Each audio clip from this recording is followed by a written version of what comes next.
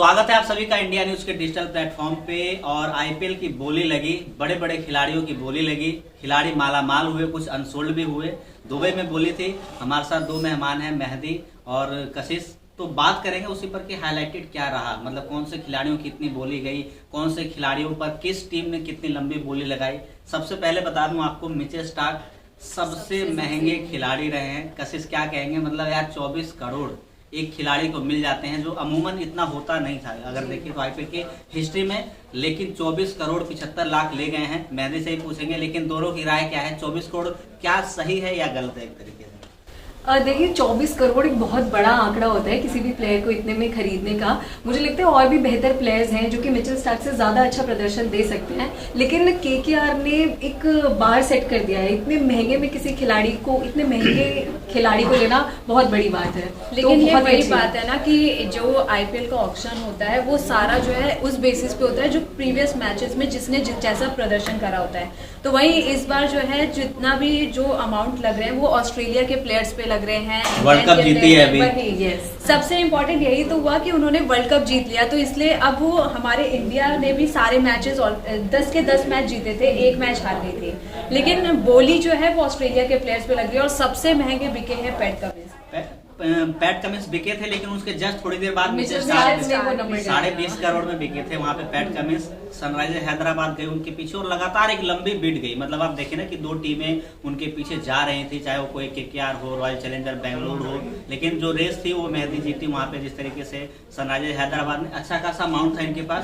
सबसे पहले अगर बात करें कि क्या हाईलाइटेड रहे, तो वही है कि सबसे महंगे खिलाड़ी वहां पे मिचेल स्टार्क रहे 24.75 करोड़ में। केकेआर के लिए अब खेलते हुए नजर आएंगे। पिछली बार जब वो आईपीएल में खेले थे तो 8 साल पहले। मतलब आप ये भी देखिए ना कि इतने साल दूर रहे आईपीएल से, लेकिन उनकी कमी जो है ना वो वर्ल्ड क्रिकेट महसूस नहीं करी, क्योंकि आप इंटरनेशनल क्रिकेट में उन्हें लगातार देखा है। और किस तरीके से वर्ल्ड कप में आते हैं, वो लीडिंग विकेट बनते हैं और वो चले जाते हैं, वो एक तरीके से सिलसिला रहता है। तो उम्मीदें जताई जा रही थी कि रॉयल चैलेंजर बेंगलुरु भी आगे जाएंगे उनके लिए, लेकिन कुछ देर तक गई। लेकिन उसके बाद लगा भैया चलो भैया हम हाथ खड़े कर दिया उन्होंने कि भाई हम नहीं। मुंबई इंडियंस भी गई थी, उनको भी तेज गेंदबाजों की जरूरत थी।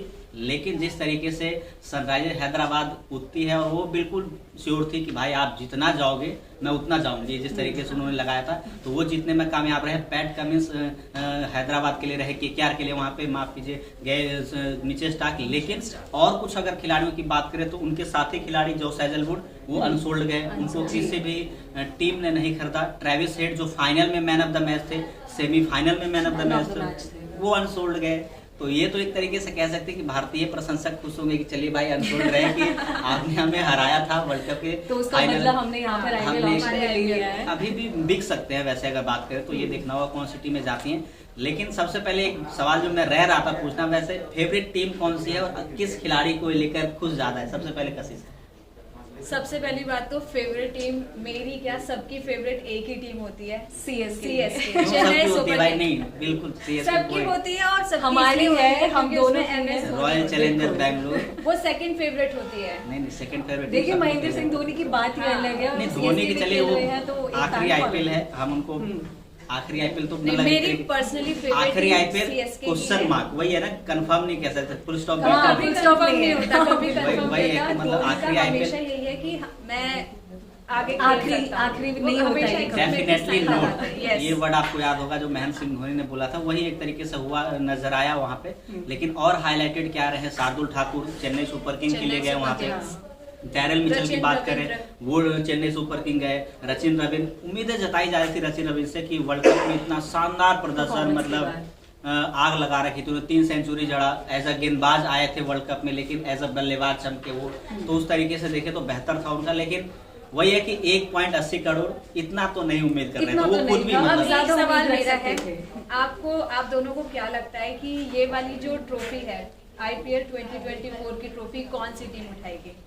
रॉयल चैलेंजर बेंगलुरु बिल्कुल जीतने वाली है, इसमें कोई दो राय नहीं। हम उम्मीद कभी नहीं खोते हैं, और हम बिल्कुल उम्मीद नहीं खोते कि अगर ये महेंद्र सिंह धोनी का लास्ट आईपीएल होगा तो ये वाली ट्रॉफी सीएसके की धोनी के घर ही जानी चाहिए। देखिए जानी चाहिए वो अलग बात है, लेकिन जाएगी कहाँ ये मैटर करती है। जाएगी रॉयल चैलेंजर बेंगलुरु। इस साल कप नंदे जो हर साल एक वो होता है ना, मुंबई इंडियंस की टोटल 6 ट्रॉफी है और सीएसके की 5 है।